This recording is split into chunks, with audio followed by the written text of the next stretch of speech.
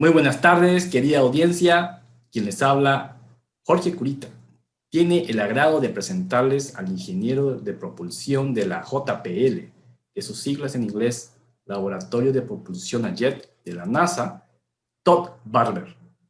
El ingeniero Todd Barber nació en Kansas, se graduó de ingeniero aeroespacial en la MIT, de sus siglas en inglés, Instituto Tecnológico de Massachusetts. Actualmente es el ingeniero líder de propulsión para operaciones del rover Perseverance. Bueno, voy a proceder a iniciar la presentación con ustedes, el ingeniero Todd Barber. Gracias.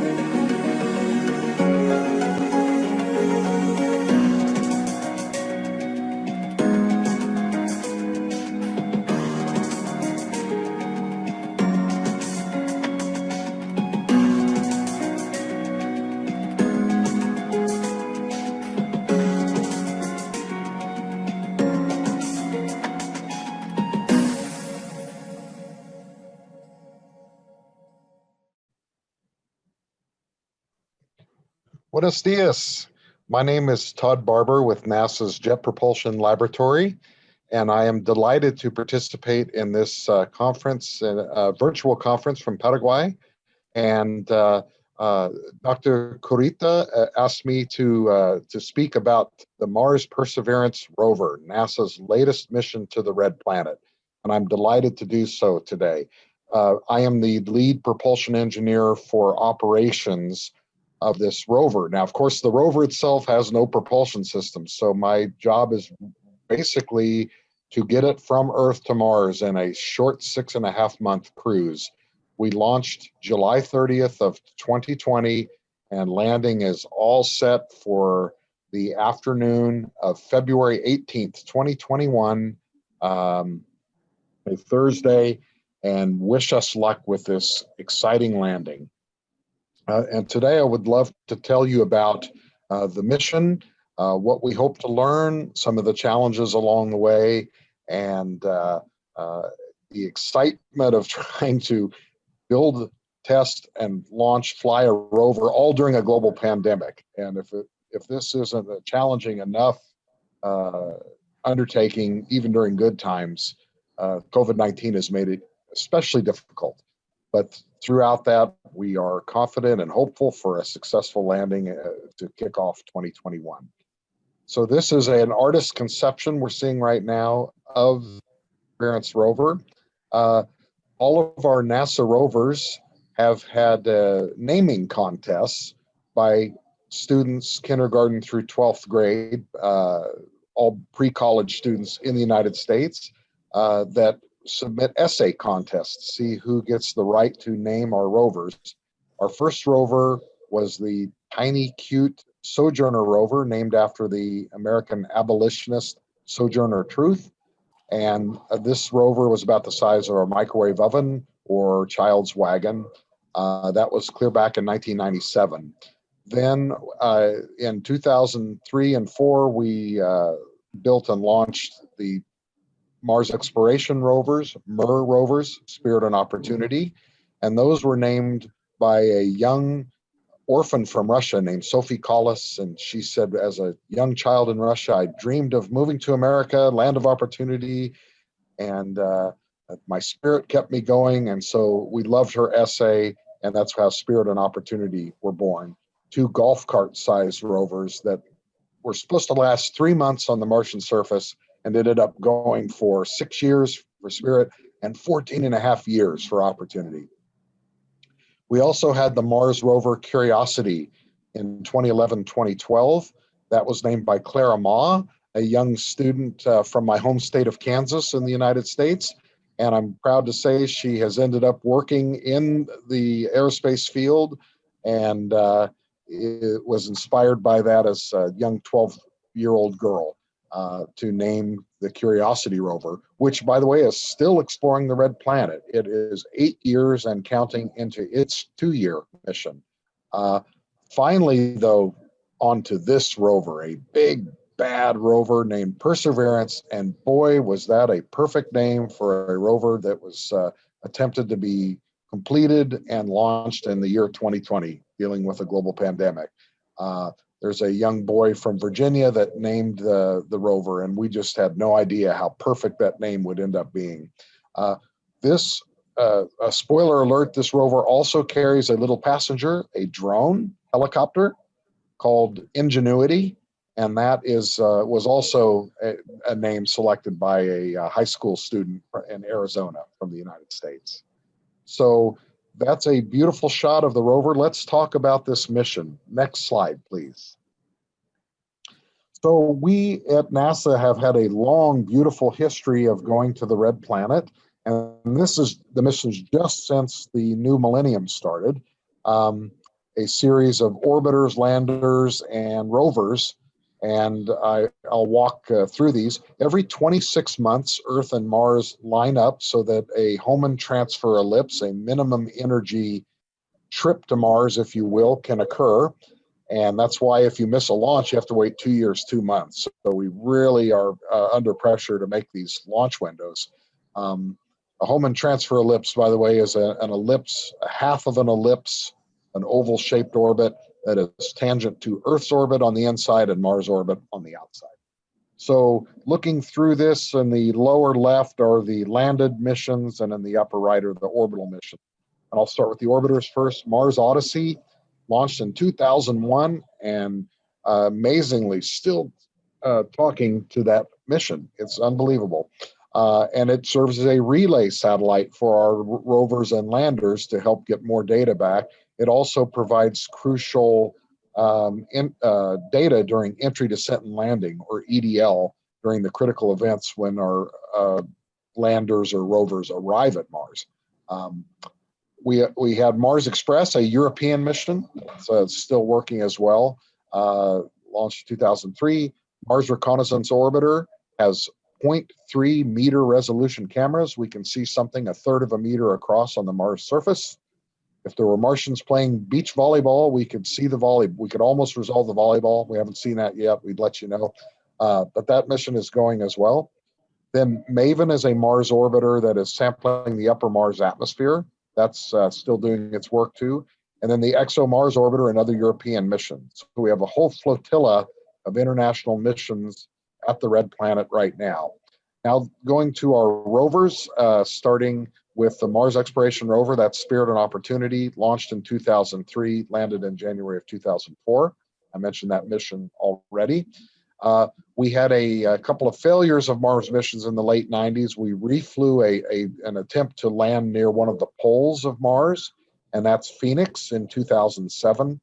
So that landed in May of 2008 and lasted some months, although the weather conditions near the poles are much more harsh than near the equator. So that mission didn't last, for Mars years as other rovers have by design. So we found water ice underneath the first few tens of centimeters of Martian soil. So that was an exciting mission. We found salt as well. We didn't find tequila. Our comedians in the United States said we were looking for tequila to build a margarita on Mars. Not true, but we were 2/3 of the way there with the water, ice, and the salt. On to 2011, we have the Curiosity rover. This is a mission that landed at August 5th of 2012 for a 2 Earth year mission, a 1 Mars year mission. And as I mentioned, we're still going 8 years and counting, going strong with the Curiosity rover, exploring the peaks and valleys Mount Sharp on Mars within Gale Crater. And these have clay deposits, sulfate deposits. It's a liquid water former environment on Mars. On to 2018, we have the Fixed InSight lander, another NASA JPL mission. And this is a fixed mission, but it's measuring Mars quakes, seismic activity on Mars to determine the deep structure. We also have a burrowing mole that we're trying to figure out how to get to go down to about 5 meters depth to take Mars' internal temperature.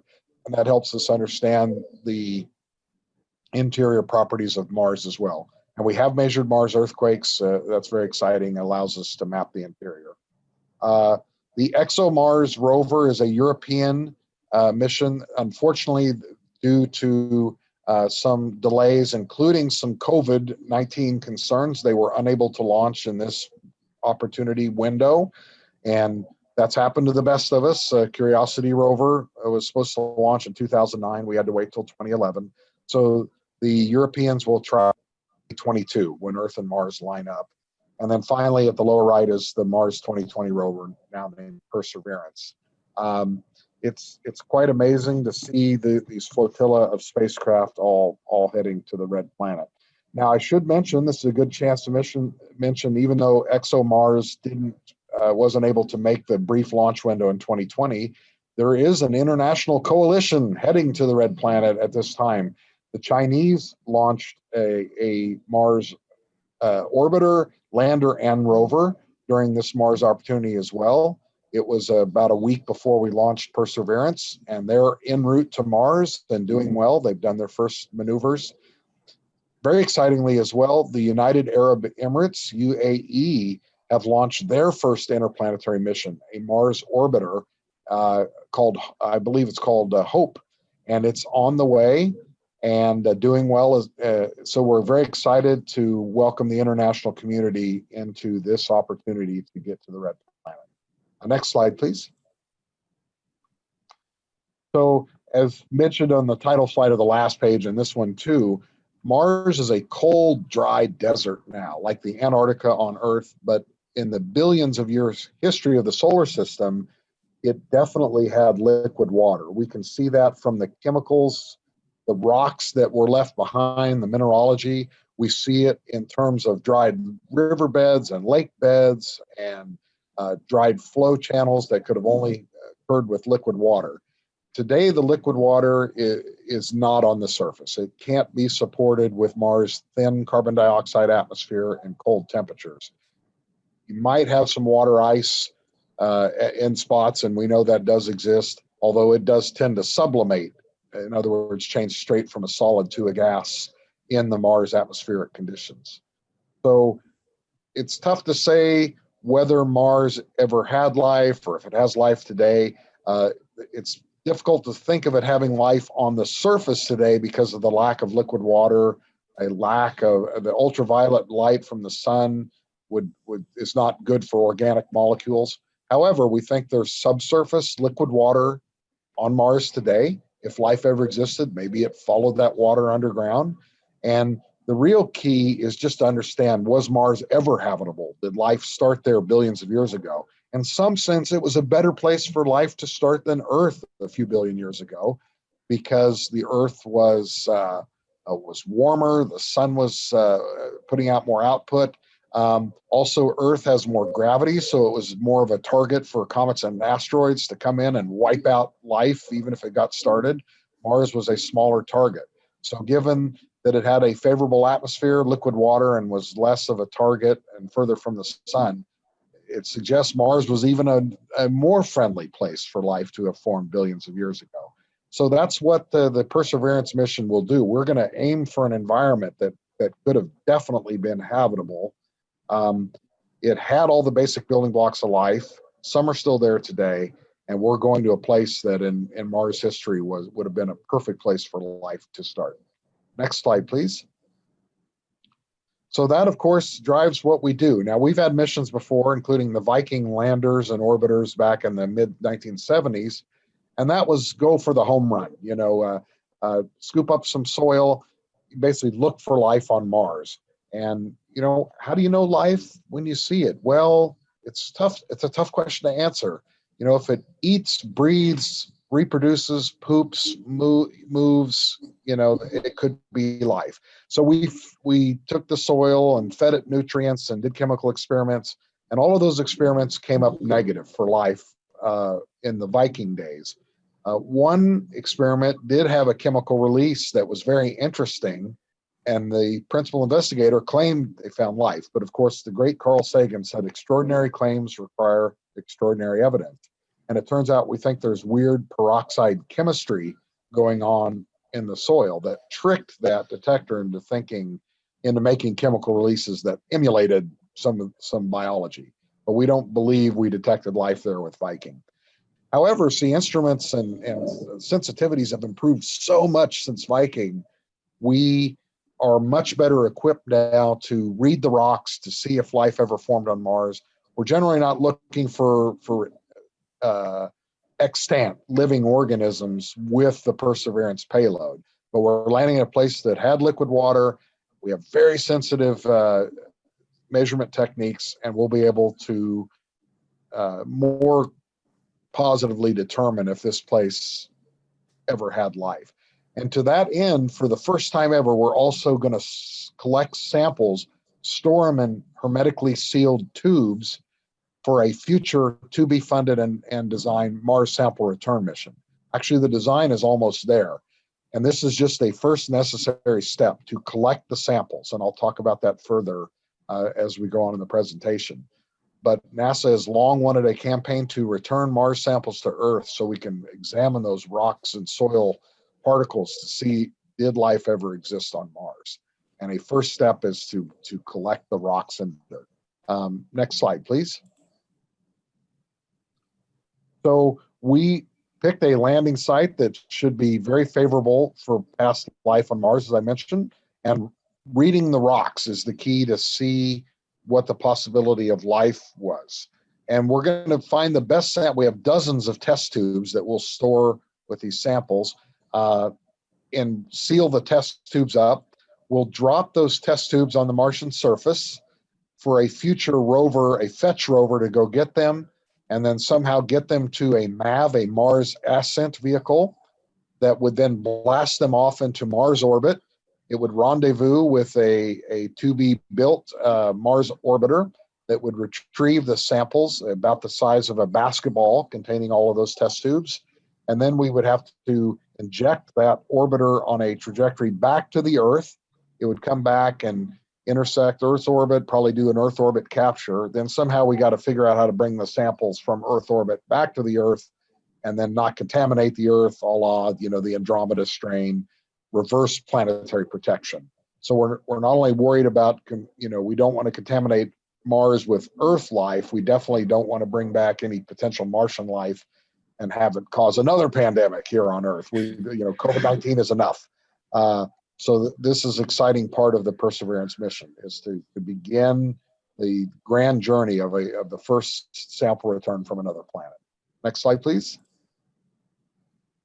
Okay, so these rock samples, there we can see some of the test tubes, and the honeycomb-looking structure is how they're stored on the Mars vehicle for later drop-off. And you can actually read the rocks. You know, we can dig them in.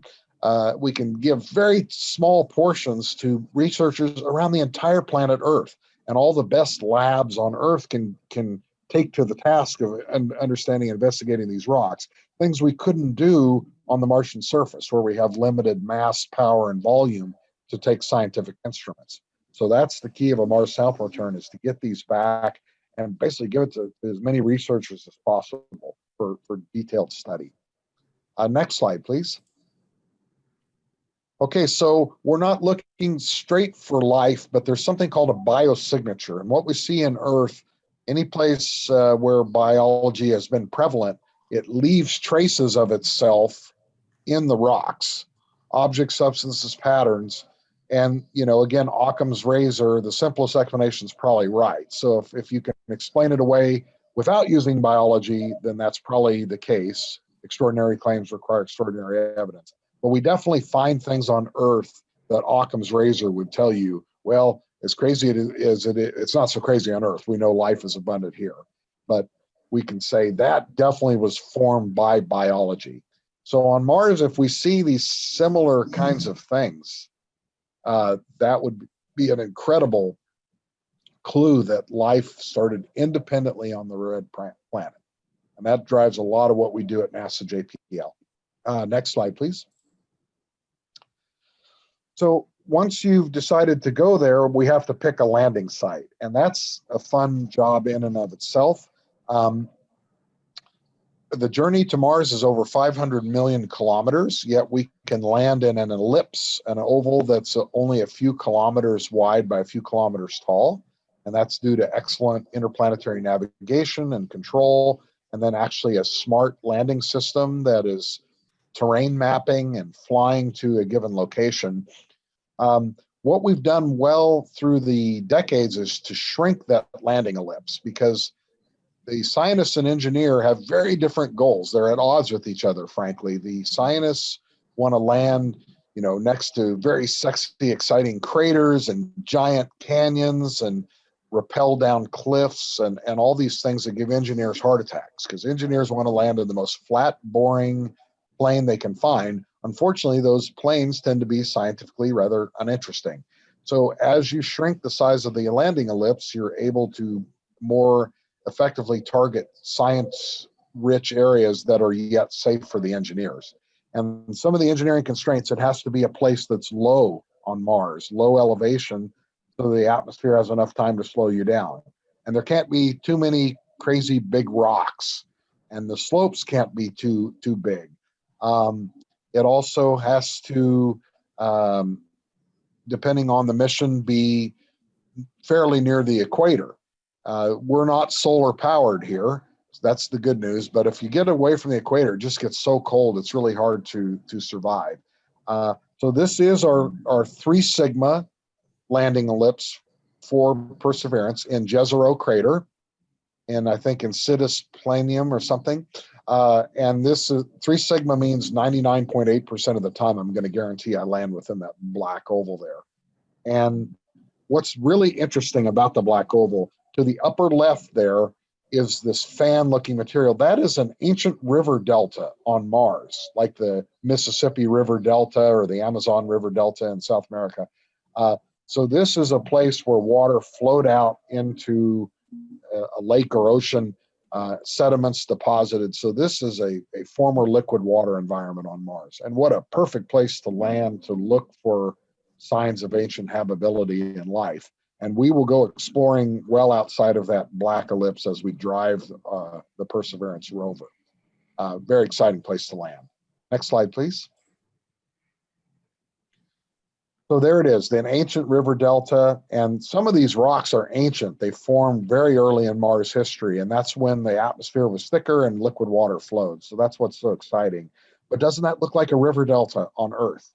It's a really cool place to land. The view should be spectacular, and the science should be just unbelievable, assuming we can safely land on the surface. So stay tuned for February 18th of 2021. Next slide, please. So what we see from orbit, we can see rocks and minerals from our spectrometers, from orbiters, and we see minerals that only form in liquid water. So as if the appearance is not enough, we need better evidence than that, chemical evidence. And we have it from orbit, that this place has rocks that only could have formed in liquid water. Moreover, a lot of those are commonly associated with Earth life. So this is a place that's very high on the habitability scale in ancient Mars history. So this shows an example traverse. If we happen to land in the center of the ellipse, we might drive up, towards that rock face, start exploring this ancient river, the direction that the delta came from, and the deposits. It's going to be a wonderful off-roading adventure on Mars. So stay tuned for that. Very exciting. Next slide, please. Okay, the rover itself is a 6-wheel rocker bogie suspension design, about the size of an SUV, a sport utility vehicle. So this is a big, bad rover. Mars 2020 Perseverance looks a lot like MSL. To the, at first glance, it's like Wall-E on steroids, if you're familiar with the Wall-E movie. This is a huge, big rover ready to go do some exploring. Has similar science payloads, but there's some differences. I like to point out about 4 differences, and even before I go to the next slide, I'll mention those. Number one, and I'll cover this in more detail on the slides. Number one, we have the caching, CACHING, sample storing capability in these test tubes for a future Mars sample return mission. That is something completely new for Perseverance versus Curiosity. Number two, we're going to make oxygen out of the Mars carbon dioxide atmosphere so Matt Damon and others can breathe there in the 2030s. And this is very exciting. We're only making about 1 gram per hour, and we're not going to store the oxygen, but it's a technology demonstration, a proof of a concept to make sure that we could eventually form oxygen out of Mars' thin carbon dioxide atmosphere. And oxygen would be so useful for future missions. Could be used as an oxidizer then in a Mars sample return rocket as the oxidizer.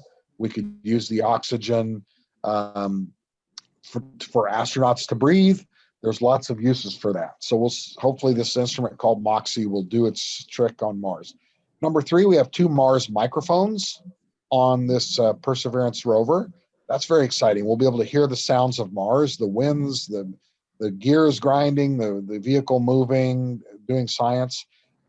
Now, the only trick is we've launched Mars microphones twice before to Mars. Both missions have failed, which leads to the question, what don't the Martians want us to hear? I just don't know, but hopefully third time's the charm, we'll get the Mars microphones working. And when we think about it, how beautiful, it's a way for our visually impaired taxpayers and citizen scientists to come along the rich journey of planetary science as well. They're able to experience Mars in a new and different way. It's very exciting. And fourth of all, the fourth difference from Curiosity, and maybe most sexy, we have this drone or helicopter that rides under the belly of the rover. We'll drop it down and it will do little flights on Mars. And what a challenge to have the first aerodynamic aerial vehicle on the surface of another planet. And that is also a technology demonstration mission. It doesn't necessarily have its own science mission. We want a proof of concept. Does it work? And if it ends up working, we'll likely baseline it for future missions. So having said that, next slide, please. We'll probably start to see some of the details. First off, if you go someplace scenic, bring your camera, and we're bringing 23 of them on this Mars rover. We have super cams. We can actually do microscopic imaging at a distance. That's amazing. Zoom lens. Mast cams, the mast is the neck of the rover. Nav cams are navigation cameras to help us with driving. We have cameras on Sherlock and Pixel. Those are the science instruments out on the turret at the end of the robotic arm. We have hazard avoidance cameras called HazCams, rear and front HazCams. There's other engineering cameras, science cameras, and there's cameras for EDL itself, entry, descent, landing. I think we have one looking down like we had for Curiosity. I think we also have one pointing up, which is something new. So we're really tricked out with a lot of wonderful cameras on this rover. Next slide, please. So this is the science instruments to, we can look near and far away, large objects, small objects. And since we have a stereo pair of mass cam images, we can do stereo imaging. And with a pair of 3D glasses on Earth, we can sit and feel like we're on the Martian surface. You can do that today. Google Mars 3D and get a pair of those glasses, and you can see what our other rovers and landers have seen in 3D, along with our orbiters looking down. They do stereo imaging as well, just from moving along in their orbit. We also have SuperCam. This can fire a laser up to about 10 meters away and vaporize rock. The gas cloud coming off the rock can then be analyzed with spectrometers to determine what the rock is made of. So we had one of these on Curiosity as well. And the question the young students always ask is, would this laser hurt you if you got in the way of it? So I found the person that built it and asked them, and they looked me up and down. dumbfounded, and they said, well, it can vaporize rock from 10 meters away. What do you think, Einstein? So yes, that was silly of me. Of course it would hurt you if it can vaporize rock. So we come in peace, tell the Martians we mean no harm, but we are armed with a Martian death ray, and we will use it if attacked. Next slide, please. So here's the microphone. We are a good listener, a couple microphones, and we finally, hopefully, hear the sound of Mars. One is on the side of the rover there. The other is up towards the face of the rover on the mast. And we're excited to hear the sounds of the red planet for the first time. Next slide, please. Okay, we've got a couple meter long robotic arm. We can scoop, drill, study rocks, and there it's actually doing its curls. It's doing its weightlifting. We're testing it out in our bunny suits. This is in the JPL Taipei 1 SAF, Spacecraft Assembly Facility, our clean room facility. These clean rooms are quite interesting. They are kept super clean. There's HEPA filters. An average air molecule will spend 3 or 4 minutes in the room. We have a slight positive pressure in the room. So every time you open a door, clean air rushes out rather than dirty air rushing in. And that's the opposite of what we do in like the Centers for Disease Control in Atlanta. You don't want to kill all the nice people in Georgia in the United States. So we have a negative pressure in the room. Every time the door opens, the air rushes in.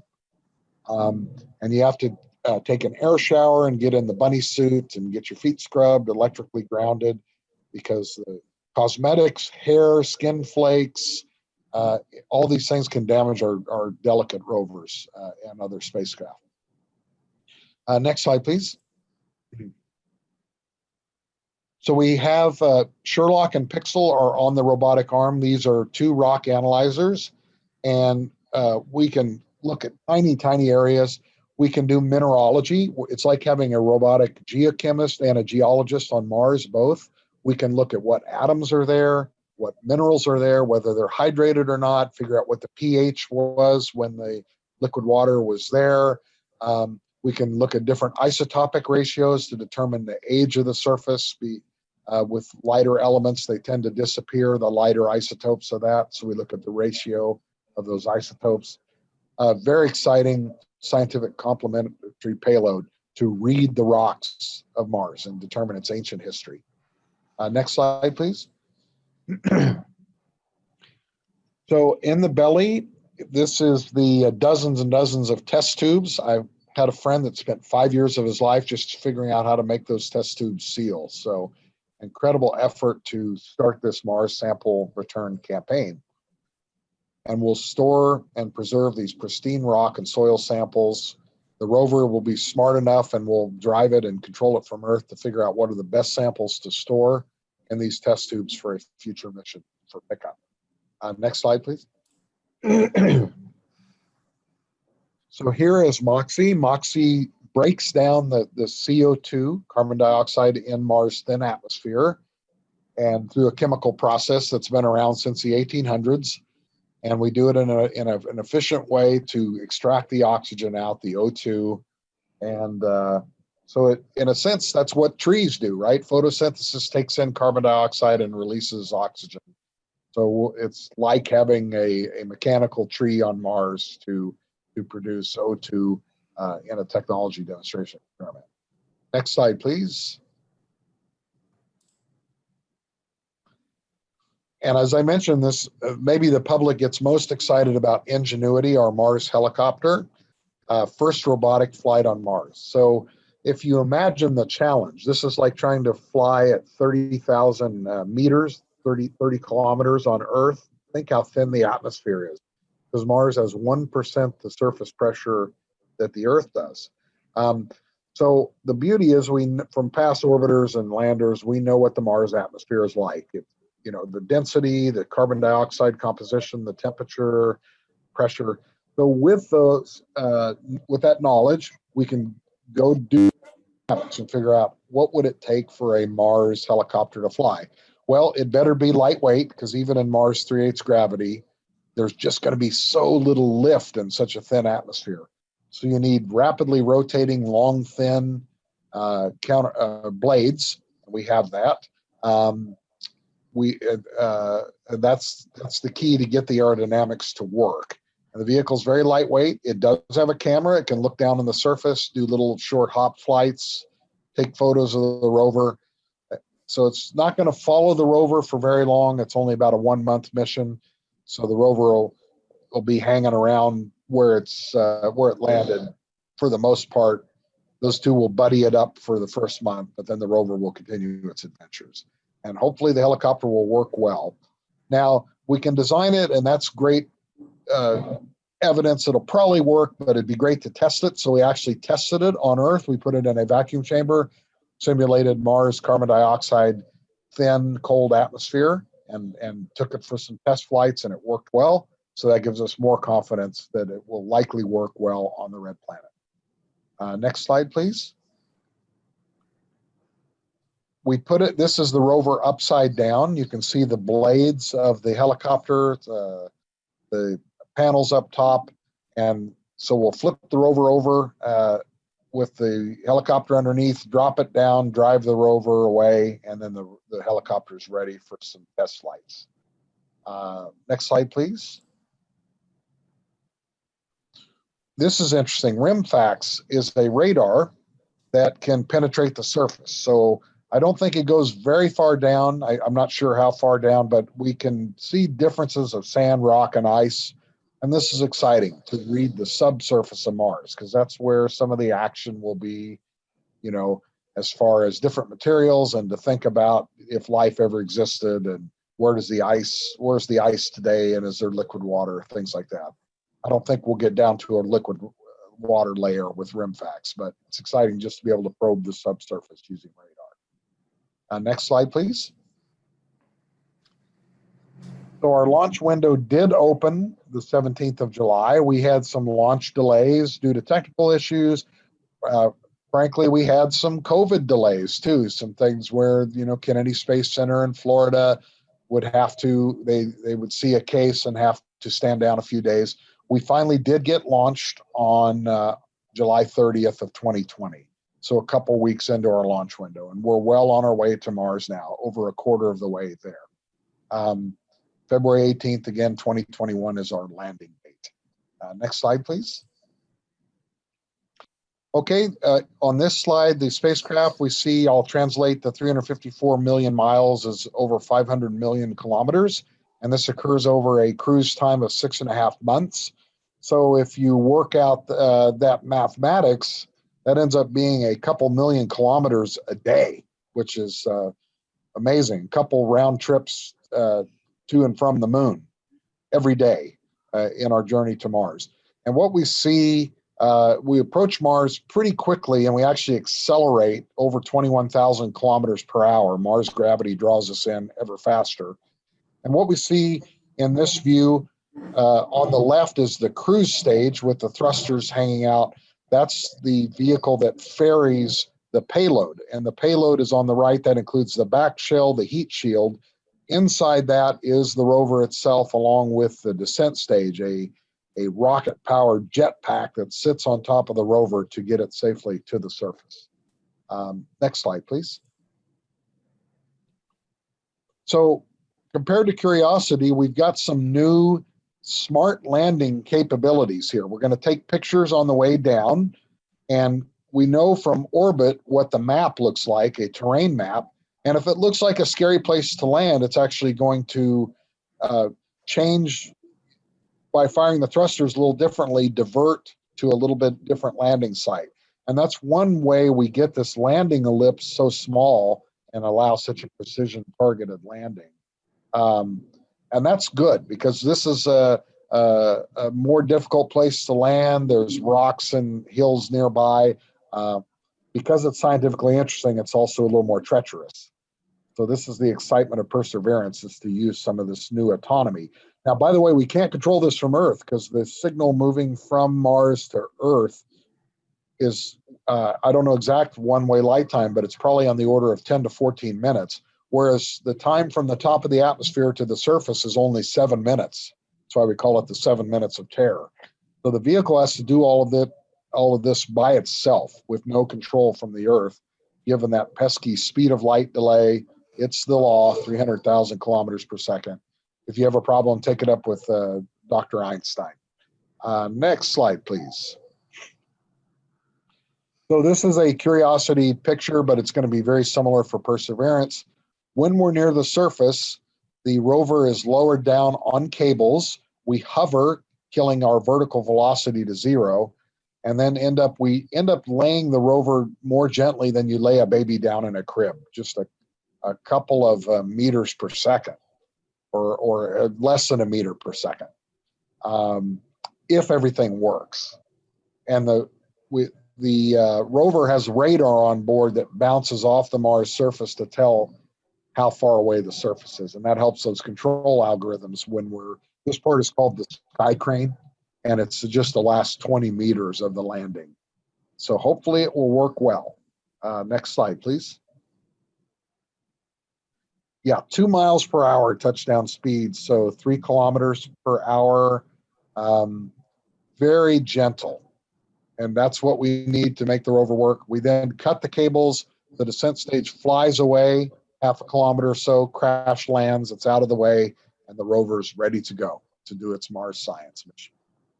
Next slide, please. So a Mars year is about 685 days or so, which is roughly 2 Earth years, and that's the prime mission here.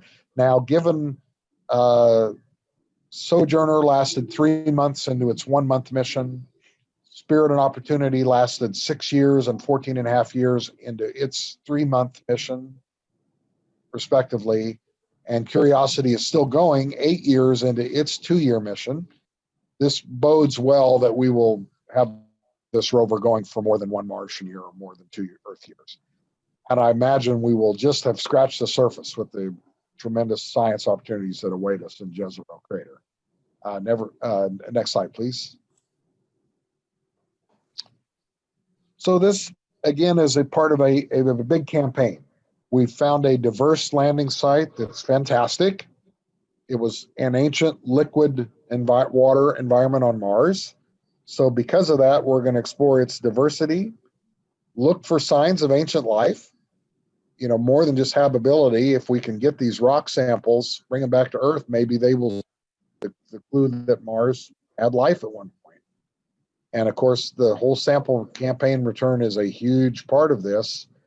And with generating oxygen and checking the environment for habitability, we're really paving the way for future human exploration to the red planet. So this is the next natural step, most capable science instruments ever sent to the red planet. We are so excited to be on the way there, and stay tuned for February. Next slide, please. We are ready to roll, and of course, this is an old slideshow. We are actually en route. We're doing our trajectory correction maneuvers to fine-tune the Mars trajectory. We've flight has not been without its challenges. We've gone into safing mode 3 times in the first 16 days of the mission, which saving is your friend, but it means there were little issues to be worked. We're solving all these problems. It has not been a trouble-free cruise. We were just asking for it, naming it Mars 2020 and launching it during the year 2020. But I'm happy to say we're on course, looking great. We're solving these anomalies, and things look really promising for our February landing. Our website is mars.nasa.gov/Mars 2020. And if you want a more direct link to the NASA site, and more general Mars information, go to www.nasa.gov/Mars. And next slide, please. That is it. Thank you very much for your attention, and go Perseverance, go Ingenuity. Thank you very much. We really appreciate it. That was so interesting. I really enjoy. I couldn't stop, appreciate this time of yours. And yes, we'll be tuned, especially on February after Valentine's Day. We will be celebrating the landing of the Perseverance on Martian soil. And you bet everybody will be, live streaming this from JPL. and looking forward to see exciting news.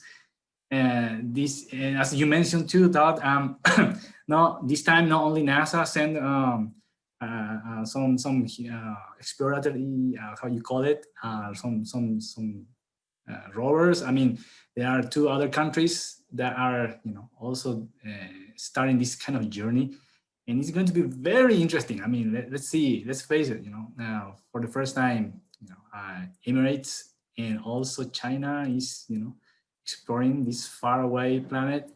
Wow, exciting. I mean, this is very exciting. And well, I really appreciate your time, Todd. And yes, definitely we'll be keeping in touch and looking forward to hear more news, hopefully in the future. And hopefully this pandemic also gets over easily and fast. But well, I don't know. Do you have any other, final remarks to share with us, Todd?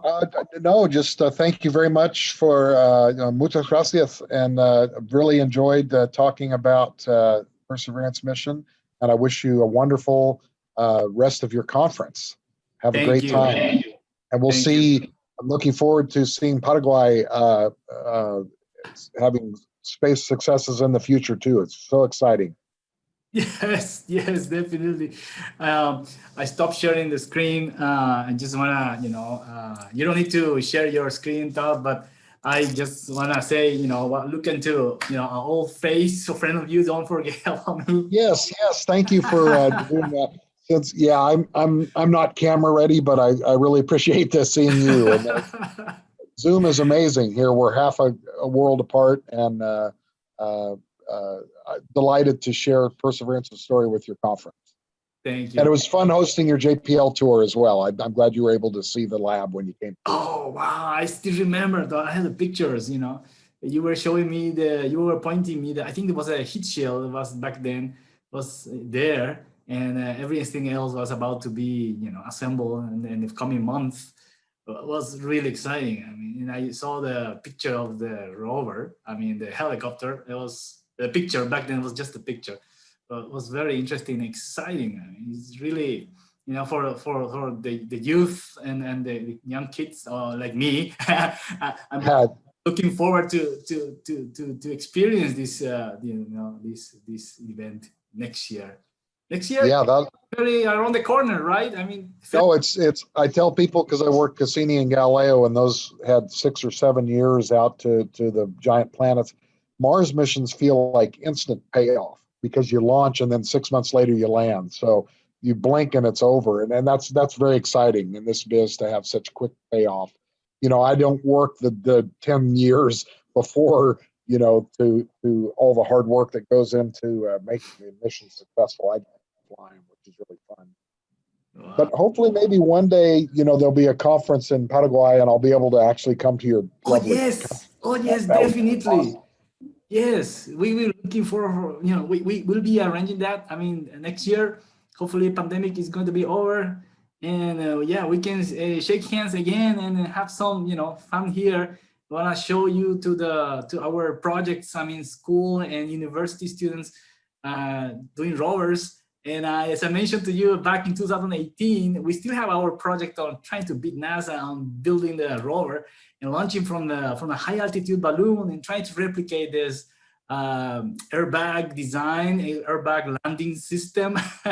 And it's very challenging. I mean, the sensors and the control system must be active, independent. But anyway, that's very. Yeah, I remember your line now about beating NASA during the conference. That was great. And that was so, Oswaldo was so nice too. I hope to be able to come back for one of his conferences one day as well. It's been weird not traveling with the pandemic, but one day try to get back to that too. Yes. But yeah, that was a lovely trip, and so nice to meet you there, and hope to do more. I had a great time. That was my only trip to South America, and boy, that was just amazing. Oh boy, yes, and you will be treated as a king here. I'm just telling you, a celebrity. Well, that's very good. Meanwhile, just take care of yourself. We are going to take care here too, and trying to be safe and healthy. Well, heck, I mean, thank you again, Todd. Really appreciate this time. De nada. And I'm Gracias, really muchas glad gracias. to do that. And Just for your record, I mean, just I know, and this is important part of the paperwork. But again, the most important thing is reaching to the youth and encouraging, motivating them, inspiring them, to keep it going to, space. Yep, if I can keep one kid out of law school, it was all worth it. So. I agree.